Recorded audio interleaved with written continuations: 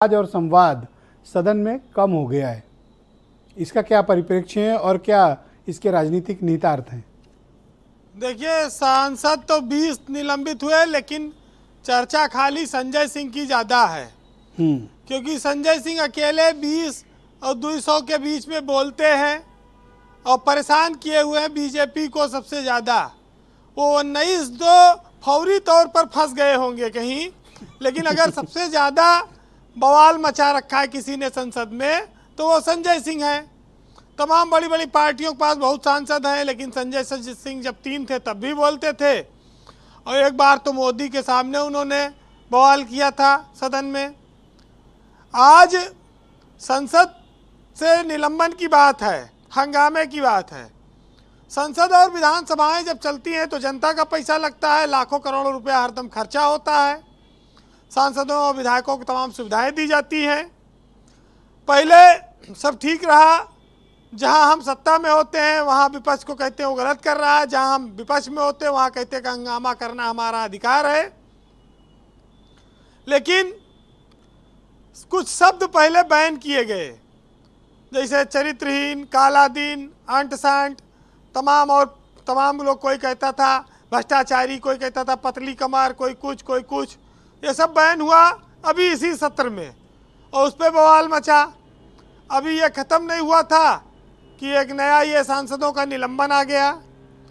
तो यूपी से लेकर अगर गुजरात तक कोई पार्टी या कोई नेता अगर घेरता है बीजेपी को तो संजय सिंह की वजह से थोड़ा ज़्यादा माहौल वहाँ पर गर्म है।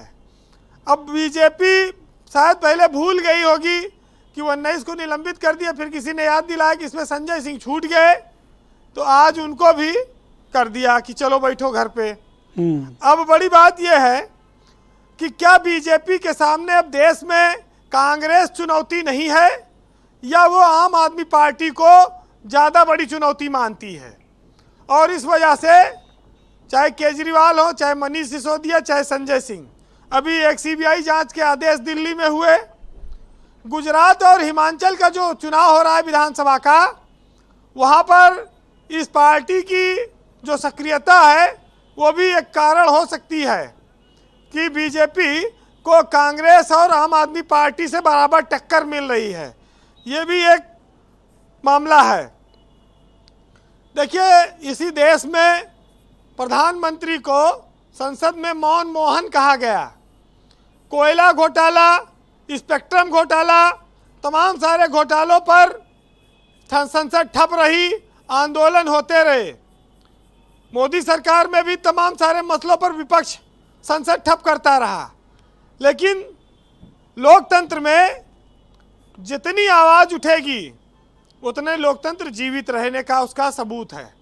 विपक्ष का भी रहना जरूरी है और ये आवाज़ें उठती रहनी चाहिए। निलंबन की नौबत खाली कागज के गोला फेंके से नहीं आता चाहिए। कोई हथगोला थोड़ी फेंक दिया कि वहां धुआं फैल